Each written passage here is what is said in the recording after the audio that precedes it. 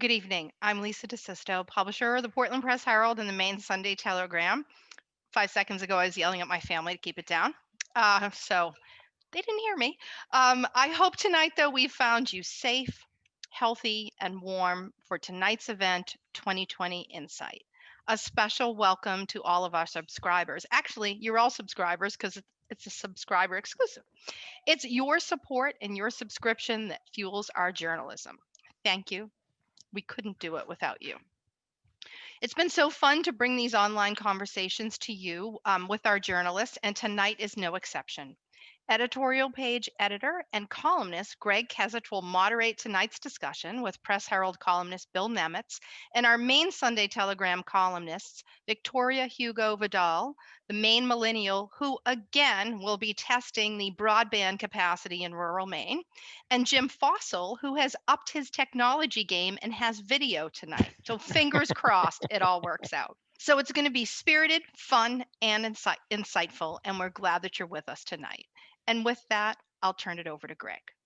Thanks, Lisa. And thanks everybody for listening. I think we'll just go around really quickly and introduce ourselves. I'm Greg Kesich. I'm the editorial page editor at the Portland Press Herald and Maine Sunday Telegram. Bill?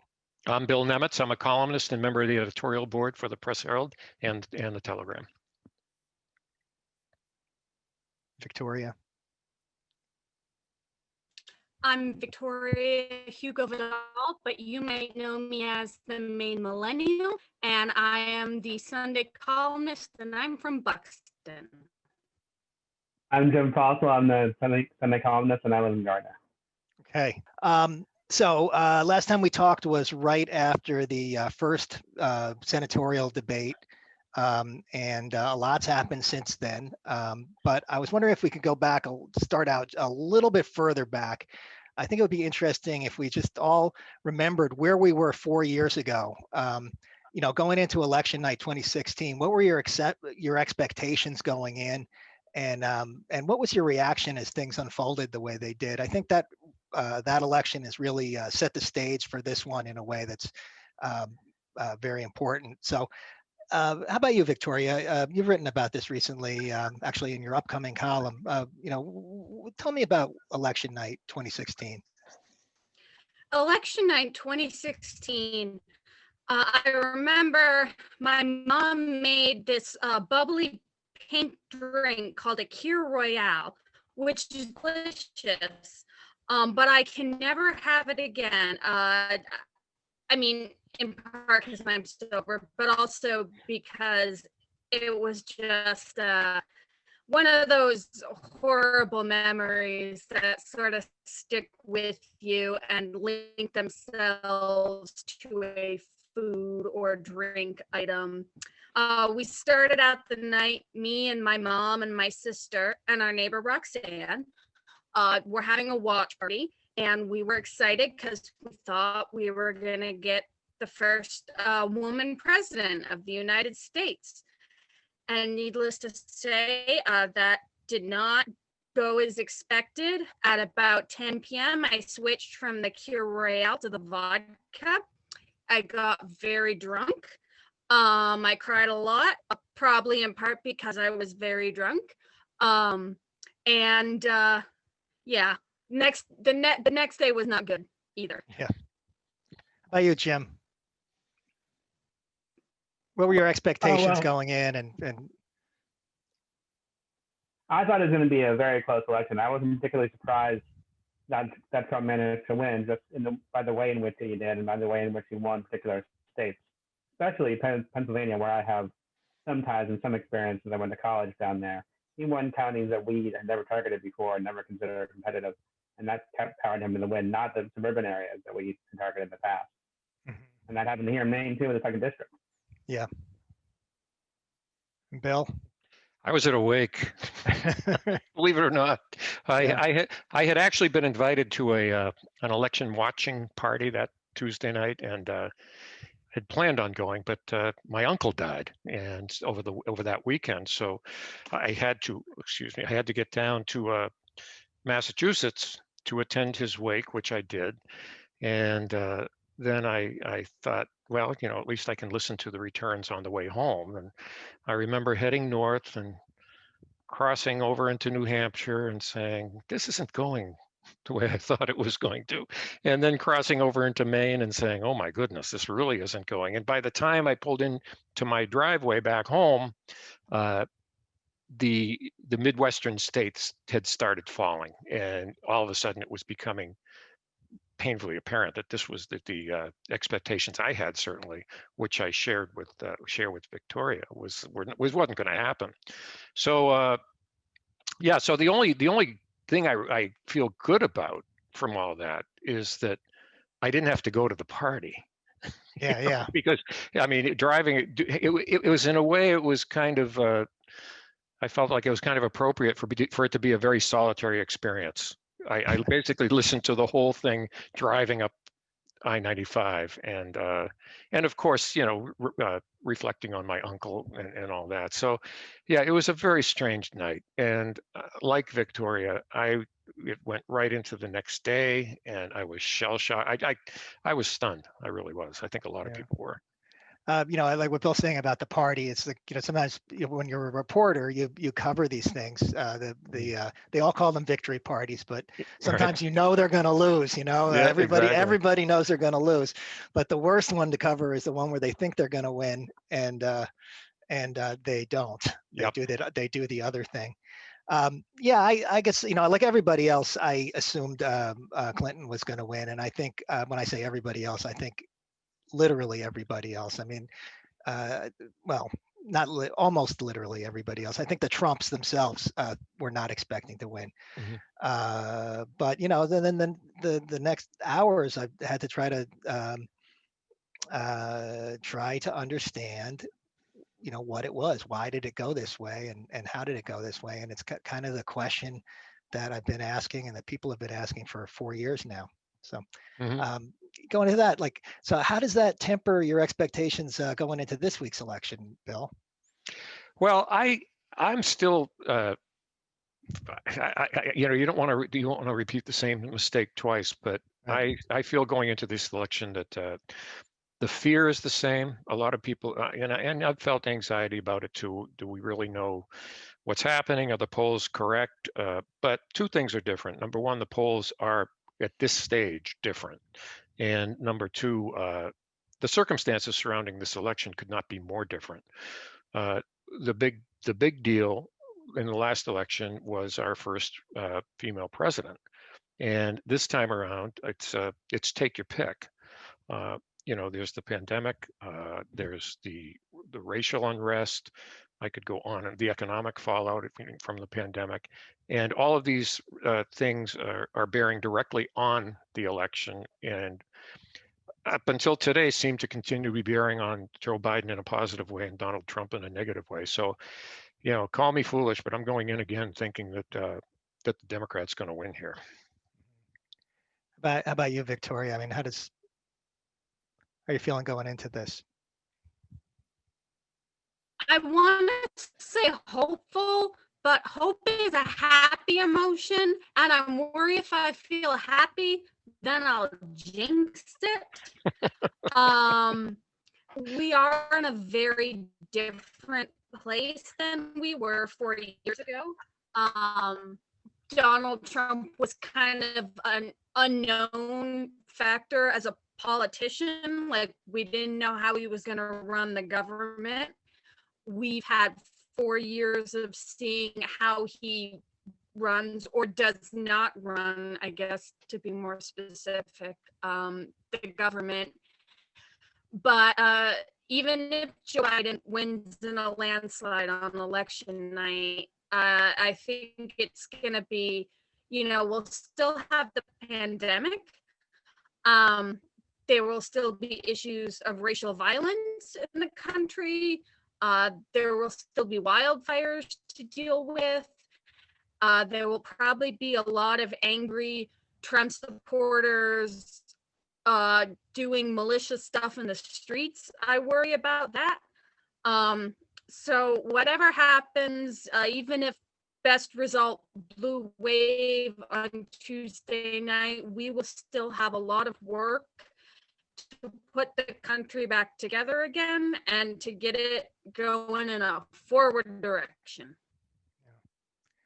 So Jim, what are you going to be looking for on a Tuesday night into And I will Wednesday? not be drinking.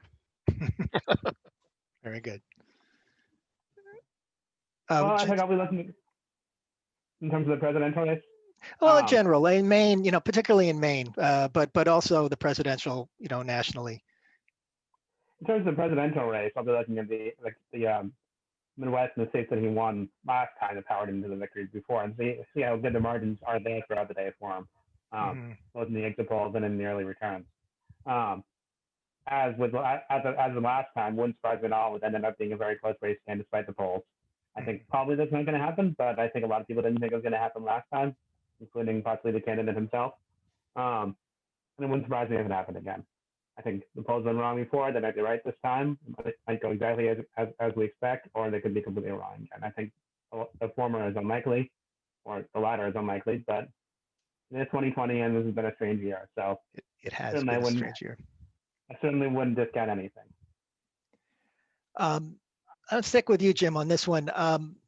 What do you make? We're in the middle of the most expensive race in Maine history, in the U.S. Senate race. Campaigns, I think, are going to spend somewhere around $100 million combined, and that's just the campaigns. And the polls just seem very stable. We haven't seen much movement in either direction. If you look at them, they range from like a 1 point difference to sometimes maybe a 5 point difference, but that's an outlier. Are these campaigns having any effect on terms of how voters are going to behave? Well, I do think with the last two public polls, it does seem as there is some narrowing in the race. Both the Bangor Daily News poll and the poll that came out earlier this week seem to show it getting closer. But I think it's always been very close, and it always will be very close. It's hard to say how much impact all that spending has had. It's a shame that all of that money that's being used in this campaign and the ads can't be used in a more positive way in the state, but that's part of campaigning. But yeah, does it change any minds? Does it persuade anybody? I don't know. I mean, at some point there's such a mentality where they have money, they got to spend it, and the best way to do that is with ads. Right. I think some things have changed minds. I think certain ads have changed minds. I think probably that Bill Green ad that's been running recently has been pretty good. But that's a surprise. I'd always thought he was Republican, but he's never made any endorsements before. So yeah, he's never gotten a critical letter to the editor before, which he didn't like.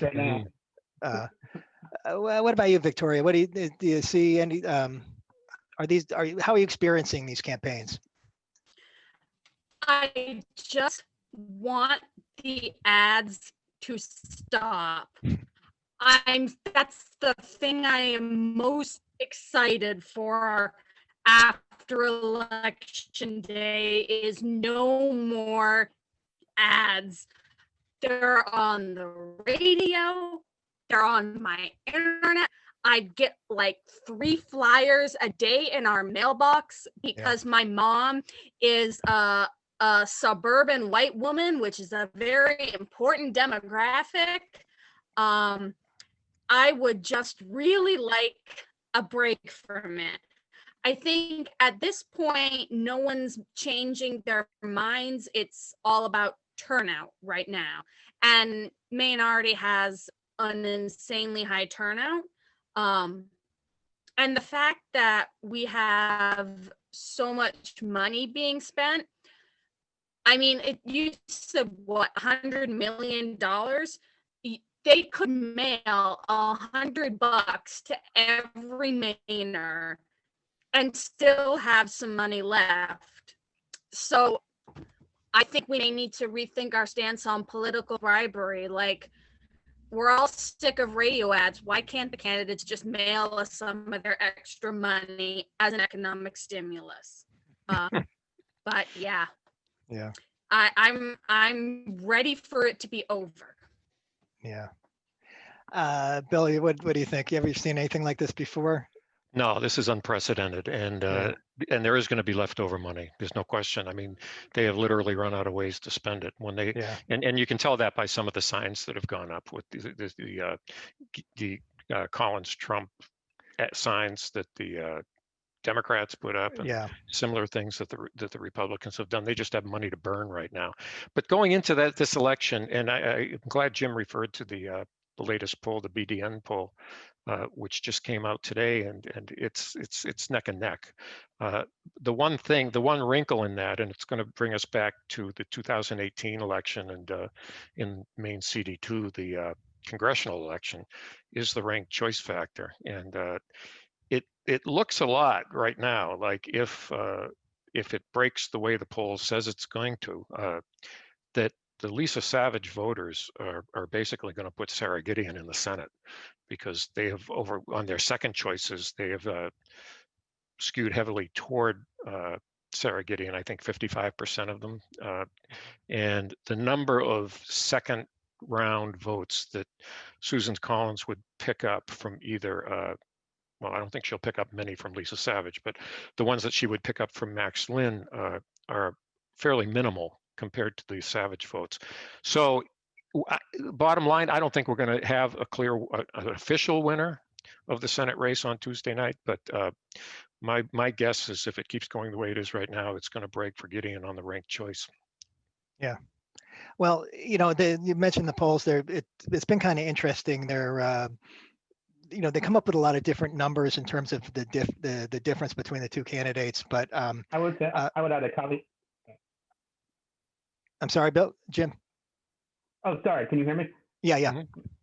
I was just going to add. I was going to say that the caveat about polling about the ranked choice is that, first of all, that's exceedingly difficult to poll that kind of question at all. Right. And second of all, those candidates are bouncing around between 0 to 4% for within the margin of error.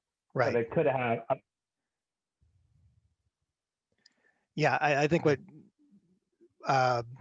Jim was saying is that what we're seeing on these polls are a fairly low number of people to begin with are voting for the third party candidates, and you're talking about a fraction of that. So you're talking about a very small sample when you're polling. That's not going to be really statistically that significant. But one thing I think has been consistent across the polling has been Susan Collins's reelect number, the number that she gets in terms of the share of votes she's going to get on the first round. And I wrote this down the other day. It's in the Colby College poll it was 43, the Pan Atlantic it was 40, the Bangor Daily News the last one was 43. 42, 41 for the earlier Colby, 42, 42. That's very consistent, and that is that's trouble for an incumbent. Right. I would point out far below 50%.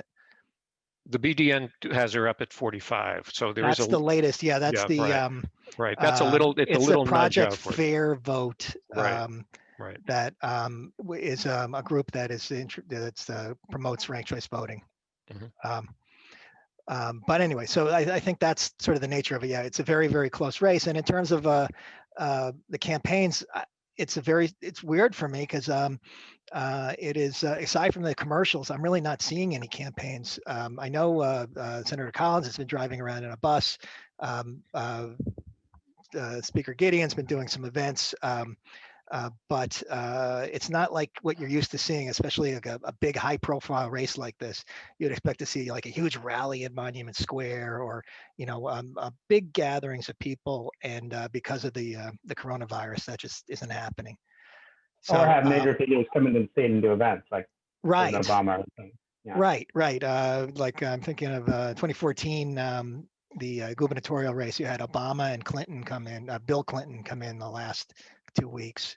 And it's just, that kind of thing isn't really happening. So it did happen in Levant, or Yeah. I mean, much to the surprise of the people who run the farm there.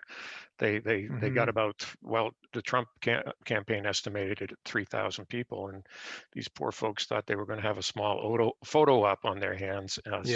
So you're still getting those gatherings, but they are very much limited to the Republican campaign. Right. question. Exactly. Right. And that was just for Trump himself, not Just for anybody else. Trump. Right, exactly. Right. Right. And nobody's coming to my door. I'm getting a lot of mail too, but nobody's coming to my door. And I feel like maybe this is a Portland thing, but I'm feeling like there's fewer yard signs this year. What do you lived out there in rural Maine, Victoria? What do There's more. you seen a lot of yard signs? I have. I've seen. I mean, I don't have a ton of data to compare it to historically, but I think there's more this year. I've certainly seen more Biden signs than I did Hillary signs, and I've seen, at least in Buxton, quite a few homemade Biden signs. Like when people put out these big wood things and paint them themselves, which I think puts a lot of, means that someone's really putting effort into it because they're very bored because they're stuck inside. Either way. Yeah. Hey, Jim, how do you think we did get one door knocker come to our door a few days ago, a Democrat.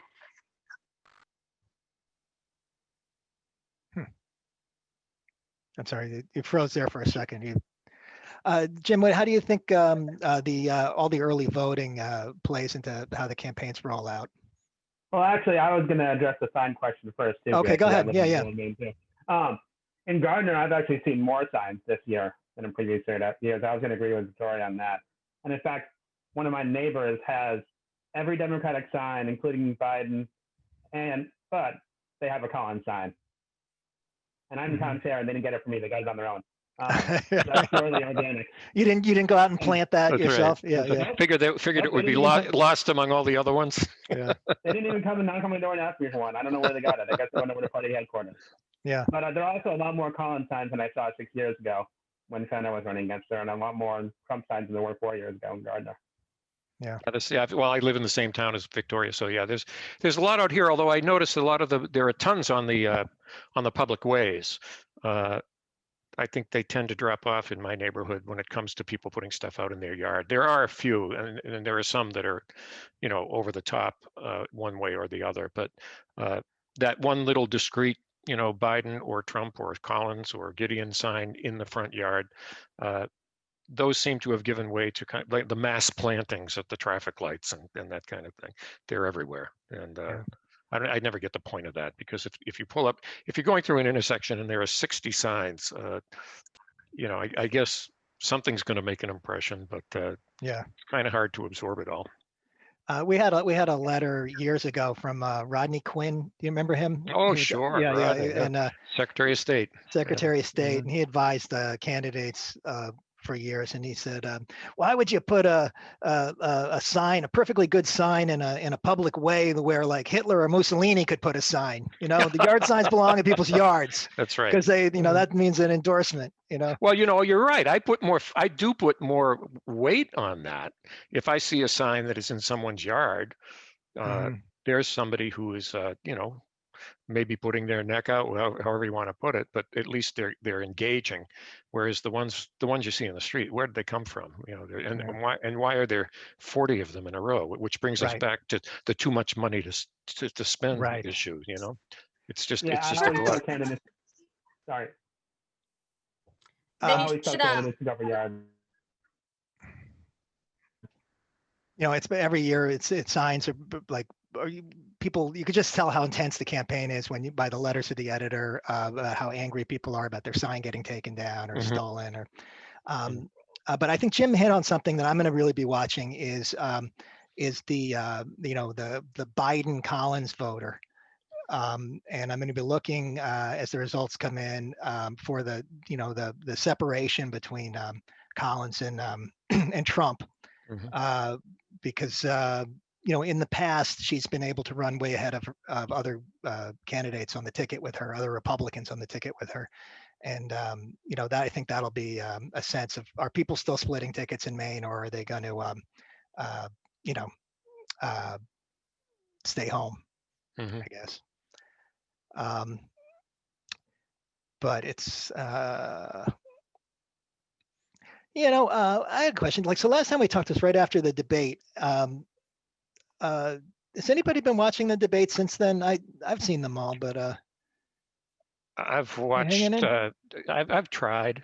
The Yeah, problem with some of these debates is it really is like hitting the replay button. I mean, you're getting yeah, the same questions, you're getting the same arguments. So I think a lot of people tune them out. Of course, some of us watch it looking for that one element of surprise that might pop up.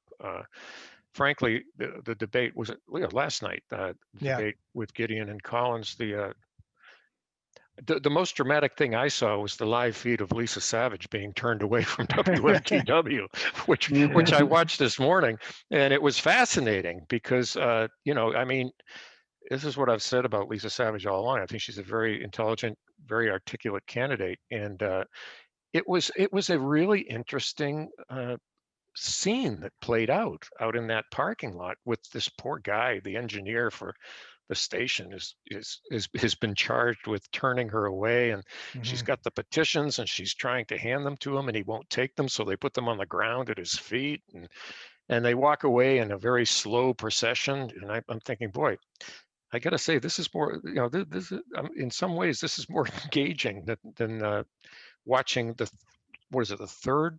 How many TV? It was the fourth. Fourth, yeah, debate between Collins and Gideon. So, Yeah, you feel it's almost like it's an obligation to watch right, at this right. point, This as is our opposed, job. right. The first ones you can't wait. You Like, so really want to Victoria, see. you do this for a hobby, right? So what's do you watch the debates, or do they Honestly, move you? I was surprised. I was surprised that Max Lynn didn't just come like climbing in through a window, Mission Impossible style across Yeah, the yeah. debate. Yeah, he really I missed an watched a couple opportunity of the there. debates after our one that we watched. Truly, like, he, as weird a candidate as he is, he was different and he made it slightly entertaining to watch. And yeah, but I watched the second, not this last one, but the one before that. And then I did not watch the last one because, quite frankly, I'd had enough. I know enough about the candidates, and I didn't feel that it would add to my election experience. Yeah. What about you, Jim? Did you watch debates like, or in the congressional ones, or? I've been watching them when I can. They've been piling on top of each other a little bit lately. Yeah, yeah. So it's been tough. But I agree with Bill about the debates becoming repetitive, not only in these debates, not so much this year because we only had two, but also in the presidential debates most years, it's fairly rote and routine. Right. And that ties back into my column for this upcoming Sunday about how they should open up those debates more and more candidates. Right. Yeah, I mean, I got to say, I thought last night's debate was the most interesting for me because there were only two of them there, and because they're so familiar with each other and they know the answers the other one is going to give, so they have their responses to the answers. They're very sharp, but I wonder at this date, the way things are now, the way people are so polarized and making up their minds early. I just wonder what the value is of having debates this late in the process. Mm-hmm. We've been voting since early October, and it's a shame that the best debate I thought came so late in the. Maybe like we should have if people are going to vote like this, maybe we should have a culture of debates in the summer. Not a bad idea. I mean, that might be, just get them out of the way earlier. We'd have to change the convention schedule. Right. Well, And not the state, the main debates. Right. Right. But right. getting people to engage, I mean, the old adage, anything before Labor Day is a waste of time. But I think earlier is a good idea. I think that people, so many people have tuned out right now. They're just waiting for it to be over. That well, I'm not sure that it moved anything. I guess based on like the volume of letters to the editor, I don't think this the old tradition of people not being interested in politics in the summer is true anymore. Well, that's true. Maybe you're right. This year, that's a good point. Yeah, it's a year yeah, round, and it's yeah. been like that for a number of years. Mm. It just never stops. It's if it's not like Kavanaugh or healthcare, or there's just always something that's some big national issue that's got people's attention. But those are letter writers, and there's correct. there's it's a special breed of people. We're talking a very small sample, right? And a lot of them sprout out of organizations too, as you know, Greg. I mean, a lot. Yeah. Of, you can tell when they start using the same subject line and all that stuff. That this is a mass effort. But you're right. That activity has been ongoing for, oh my goodness, a year more. Yeah. I thought that they were all like sincere expressions of their private views. I don't know what you're talking about. They just all sound alike. They're just like, every once in a while, like, wow, these people are really good writers. I know. Hey Jim, so what do you make of the two congressional races, which look like they're both going to be blowouts, and it didn't look like that maybe back in January, particularly the second district looked like a chance where for the Republicans to pick up a seat, first term incumbent in a district that Trump carried by 10. And then in the first district, it looks really hard to recruit a solid candidate to run against Shelley Pingree. She really hasn't been challenged since I'm going to forget somebody, but probably since Dean Scontris in 2010. Yeah, when Charlie Summers ran before him. Yeah, Charlie Summers, right? So, what's your take on that? I mean, what's happening with the Republicans? Well, I mean, I do think Jay is a good guy and a good candidate, but he's running in a tough district in a tough year. Can you talk a little slower? I think I do think that Jay Allen is a good guy and a good candidate, but he's running in a tough district in a tough year. Yeah. And frankly, it's a tough year for any Republican to challenge a Democratic incumbent in the House anywhere in the country. I'm surprised the second district race hasn't picked up more steam too, but it is what it is. It seems initially that it was going to be close and competitive, but both parties have kind of tapped out of it. There's been no national focus on it, or very little, and there hasn't been a lot of mailing in that district. Most of my mail that I've been getting in the second district has been focused on the Senate race, the presidential race. Right. I like during the primary. It seems like the last big Republican primary before LePage, or 2010, LePage won a Republican primary with 7 candidates, and there were at least 3 or 4 people I would describe as moderate. Peter Mills, Les Otten, Matt Jacobson. I'm forgetting somebody, and since then, they ran as moderate. Well, Bruce Pollock, wherever he was, yeah. I think he did run as a moderate. Les Otten was the one I was thinking of. Right. That seems unlikely now to see a Republican primary with moderates in it, and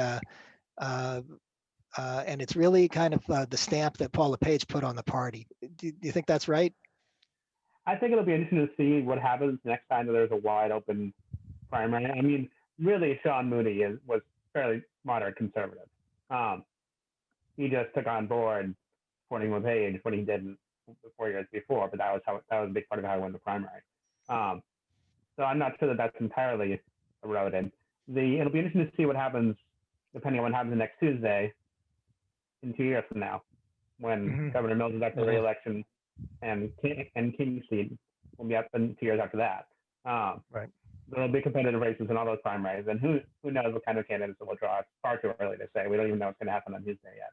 Right. You know, Exactly. Greg, I would just add to what Jim said. It's going to be interesting to see what happens here in Maine and nationally to the Republican Party after this election. You know, it's not just what candidates they field, but there's clearly there's a disconnect here from where I sit anyway within the party between those whom we would identify readily with Trump and those who are not there and perhaps have been active Republicans for a much longer time than the Trump supporters. So yeah, I think it's going to be fascinating to see what happens in the coming months and years as to which direction the Republican Party takes. Obviously, particularly depending on what happens on Tuesday, but Right. it's going to be interesting to watch.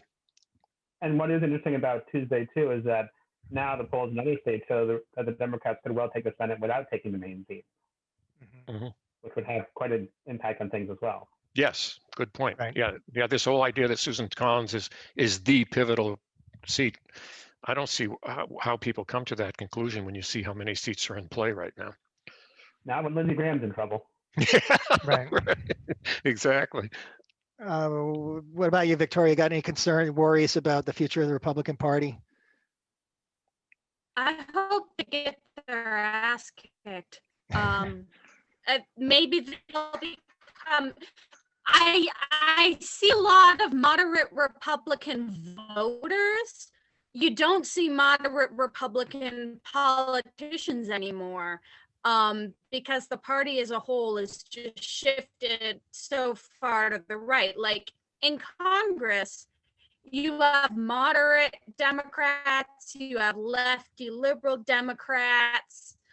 You do not have moderate Republicans in Congress, with the very possible exception of Collins and Murkowski. And Collins may very well lose her seat on Tuesday, and who knows what's going to happen with Murkowski. Alaska is a very weird place, uneven. But yeah, the Republican Party is not appealing at all to young people, with the exception of a very tiny sort of hard right sliver. There was an interview on WMTW today. I was watching it because my sister was in it. But they interviewed the head of the University of Maine College Republicans, and she voted for Biden. So if the head of the college Republicans rejects the party leader, they're in trouble. They're in trouble. So that narrow sliver, I think that must be you, Jim. The narrow sliver. The narrow sliver. I think it's interesting, right? Like it was just a few years ago.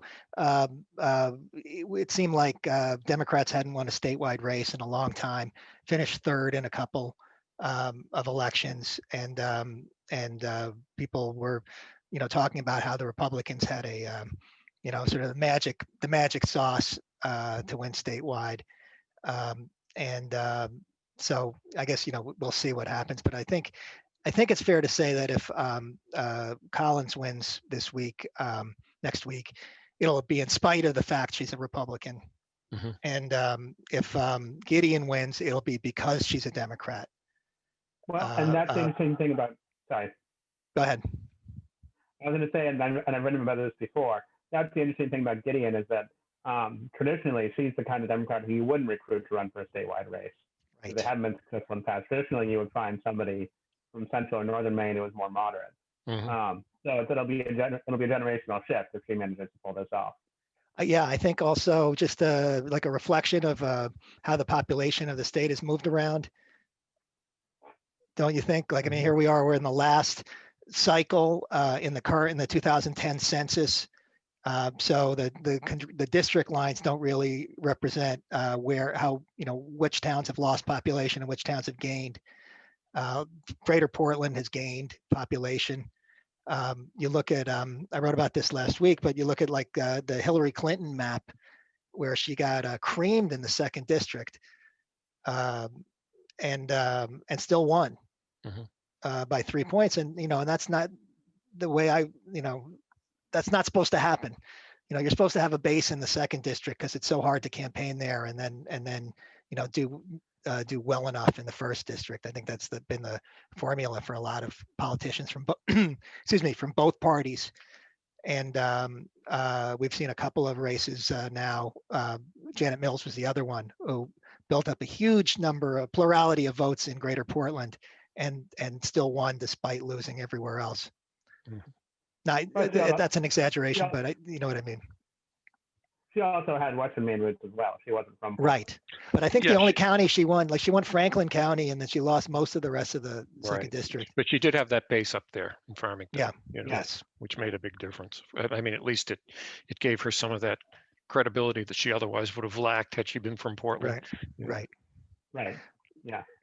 All right. Wondering, maybe we should start taking some reader questions. Let her rip. Okay. Well, here's one from Ann Gregory. It's why do you think Trump's supporters don't connect Trump's failure with the virus to the high unemployment? That's an interesting. Anybody want to start off on that? Victoria? I'm sorry. Yeah. No, go ahead. Raise her hand. Yeah. Go ahead. Yeah, Bill. I raised my hand. Cool. That's how they do it in Catholic school. Oh, you went to Catholic school. Most voters. Oh yeah. Yes, I think in large part most voters are not as tuned into politics as we are, because it's like literally our job. They're fairly what people call low information voters. Trump is their guy, and human connection just kind of works like that. When you pick someone as your guy and they're your guy, you're not paying attention to a ton of details. It's how people make you feel, and that is what humans respond to. And I think that's why, unemployment has many complicated causes, and Trump is a fairly simple guy. So once they decide they've hitched their wagon to him, I think that's it. Anybody else? Yeah, I don't think those two things are necessarily exclusive. I think one of the streaks that's running through this whole support for Trump, opposition to the pandemic, concern over the economy is a very strong libertarian streak, and I think it translates in the case of the pandemic, where you're not going to tell me what to do. You're not going to tell me that I have to wear a mask, even if that's in the public interest. You're not going to tell me that I can't go into that store because there are already X number of people in there. All these guidelines or regulations, actually, that governments impose to try to control the pandemic is seen by a number of Trump supporters as an infringement of their liberties, and that then translates into the economic side of it with the unemployment. They see the businesses having to lay people off, and they blame that on the government. So all roads lead back to the government. The government's in their view, is making our lives miserable by telling us what we have to do with the pandemic. And then the government is also telling that to local businesses, who in turn have to lay off employees. Therefore, it's the government's fault that the unemployment rate is up too. So it becomes kind of a catch-all for these people. And I think they just think anything bad that's happening right now and I don't include Trump in this, because most of these things are happening at the state level. So anything that happens during this time is the fault of local and state government. Yeah. It's also hard to compare to the known unknowns. I mean, we don't know. It's not like we had a pandemic and ensuing global recession 10 years ago that we can compare this to. Right. There was a Democrat in the Oval Office. We can't know how any Democrat or a different governor would have handled this, if they would have handled it any differently, better or worse. So it's very easy for both sides to say, my side would have handled it better, just like it was during the 9/11 attacks. To say that, oh, Bush handled it great, or oh, we would have handled it a lot better. But back then, there was a lot of rallying around the flag. Now things are so divided that that's not happening at all. People are just fighting about it. Right. Yeah, Bush didn't say there was no 9/11. If you didn't count all those buildings in New York, then you wouldn't know if there were any missing. I think we should never underestimate the power of negative partisanship. I think most people are not like super ideological, but they tend to really dislike the other party, and they put up with things they don't like about their own candidate. Just because they dislike the opposite side. And I think there was a lot of that in 2016 with people who just could not stand Hillary Clinton and were willing to overlook Trump aspects of Trump and vice versa. And so I think that's the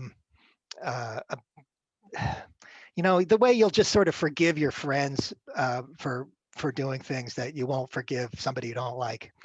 I think that a lot of that plays out. So Linda McClune asks, is there any way to eliminate the bald lies that are being told as part of this campaign? Can we get fact checking into debates? Well, there are attempts to do that. Excuse me. The problem is, I think that problem falls to the viewers of the debates, because it's much like Lisa said about us monitoring chat during a discussion like this. Yeah. You're either watching the debate and engaged in that, or you're fact checking. Now, there are news organizations that are doing that in live time during the debates, but it's going to require you, the viewer, to somehow be toggling back and forth between the debate and the fact checking. So I think it's easier said than done. And that it also puts the onus in some cases on the moderators of the debates. And once again, you're damned if you do and damned if you don't, because if you challenge a candidate on a fact, the world's going to come down on you for interfering. If you don't, the world's going to come down on you for not interfering. So it's a very difficult thing to do in live time. Yeah. It's tough. It's a First Amendment issue. Politicians are allowed to say things that aren't true, and it is sort of up to the rest of us to hold them accountable. I remember when Gerald Ford made a little slip about whether or not Poland was under Soviet domination, and you would have thought like the world fell apart, and like now that wouldn't even get noticed. In fact, his campaign ended in that moment. Yeah, that was it. It was over for him. Yeah. One lie, or not even a lie, one flub. And it was it. Or even worse, Muskie crying. Yeah. Victoria, you in favor of lying or against it? Oh, I'm against lying as a rule. I think that's probably because I went to Catholic school, and I'm worried that if I am deliberately untruthful, God will get mad at me, because that's kind of like what they teach you. But there's no way to stop lying, especially because most politicians tend not to do, like, if Susan Collins said in a debate that Aroostook County didn't exist, someone would be able to clearly say, well, no, it's right there. But politicians are very good at talking shady and like using double speak and saying things that aren't quite true. That's why I could never get into politics. I'm not fast enough on my feet to do that. But I don't know. People lie a lot. Men lie about their height and their dating profiles all the time. So I think I'm gonna start, telling people I'm 5'8" and 120 pounds. Who's gonna stop me? Right. Who's gonna fact check that?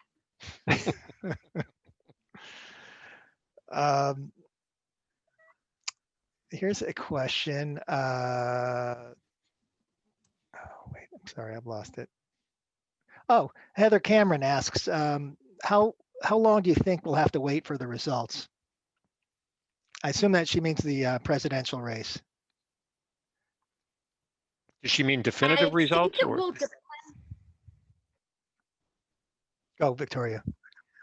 it'll really it'll depend on every state.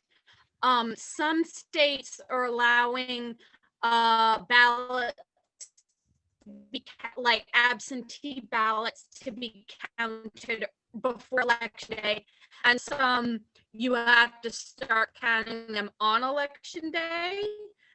So it really will be a state by state, local jurisdiction issue. I think we will know like Senate results in a lot of places before presidential ones. But yeah, it's really going to depend. I believe Maine allowed to count before election day? I think yes. They process but don't count, which Right. means they do everything but tally up the numbers. Yes.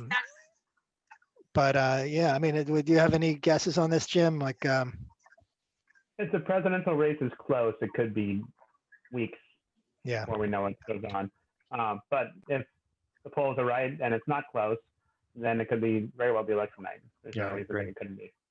I agree, because the absentee votes that are formidable this year, historic actually, are going to take some time in many states to process. But I think it's been well documented already that there's going to be this kind of secondary, this post-election blue wave, because more people, at least the thinking goes, more people who are Democrats or voting Democratic are voting absentee. So the expectations are that the vote will move from red to blue in the days immediately following the election. So as Jim says, if it's already blue on election night, then it's going to be very difficult to stop that momentum. Yeah. If on the other hand it's neck and neck on election night, I agree with Jim that we could be going into, well, you read some of these nightmare scenarios, and we're going right up until Inauguration Day. I don't think that's going to happen, but there's always that slight possibility. Actually, it would have to be before Inauguration Day. It had to be when the electors meet. Yeah. No, I'm talking about state legislatures submitting different electors, and Nancy Pelosi and Mike Pence both showing up on Inauguration Day claiming that there are some crazy scenarios that are being put out by some legal scholars. But boy, you want to get nightmares, read a few of these things. I'm going to be like strangely optimistic, and because I've been reading about there's a couple of swing states, or I think 4, that are they call them fast counters. And one of them is Florida, which certainly wasn't the case in 2000. Mm-hmm. But actually, they did count it very quickly. They just counted it wrong 3 times. Right. They declared it for Gore, then they declared it for Bush, and then they said it was undecided. But all Florida, those hanging chads got in the way. Arizona, North Carolina. If there's a sweep one way or another on those 3 states, I think it's going to be pretty clear. And if there's not, if they're too close to call, this could take a while. But or something crazy happens, like the Democrats win Texas, then. Right. Yeah. Which I read today that Texas already has about 90% of the 2016 vote in. Wow.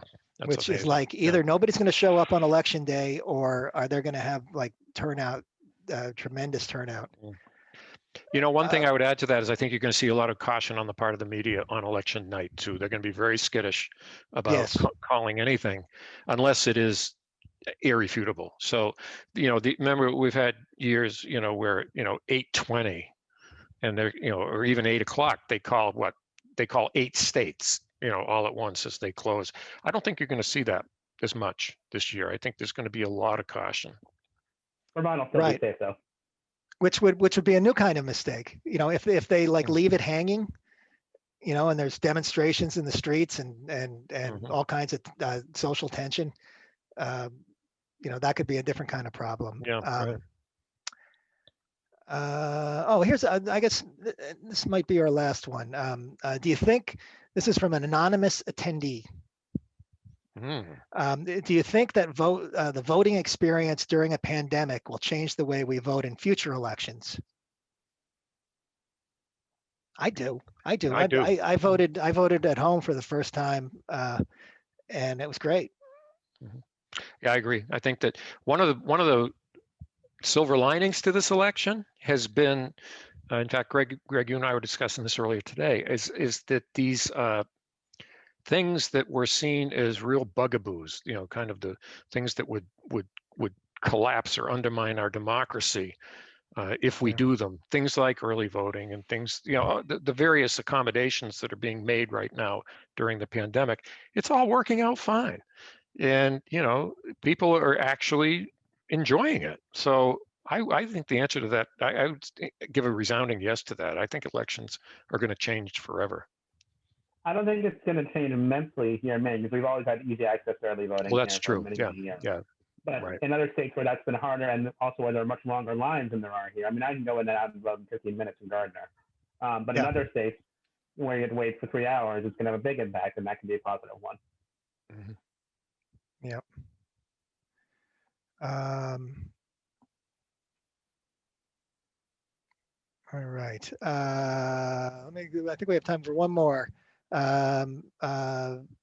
Does Collins's decision on Barrett help her or hurt her?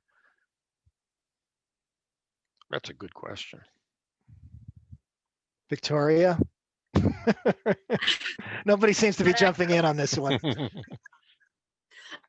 think it's kind of, I don't think it'll matter. I think the big Supreme Court decision for Collins was Kavanaugh. And that is what energized the right and pissed off the left. I think right now she kind of just punted basically. She didn't like say, no, this nominee's unqualified. She just said, maybe we shouldn't do this right now, which is like true. They should not have done that right then. But I think it's too close to the election, and she did too little for anyone to really shift their minds about her. Now, what Bear means for the next, 50 years of elections, that's a whole nother thing. Yeah. But I actually pretty much completely agree with Victoria on that. I don't think it's going to have a big impact on this race because it was too late. If it had happened 4 months ago, it would have had a bigger impact. Yeah, I agree. Too little, too late. It's too late right now to have much of an impact either way. It's not going to help her too much, and it's not going to hurt her too much. Right. But it will have a big impact on Republican primaries in the state in the future when the seat's opening. It's kind of baked in, right? It was. I agree. I don't think it goes either way. Well, hey, it's incredible. The hour's up. Thank you to the panelists, and thank you to all our subscribers who have joined us tonight. And I want to remind you to stick with the Press Herald on Tuesday night, maybe Wednesday morning, maybe Wednesday night, Thursday, for election coverage. We'll be, putting out the latest available numbers right through in real time. And also our reporters are out in the field covering this. And I want to thank everybody and have a good night. Thank you. And if you haven't voted, vote. Vote. Right. And don't put it in the mail. It's too late. That's right. That's right.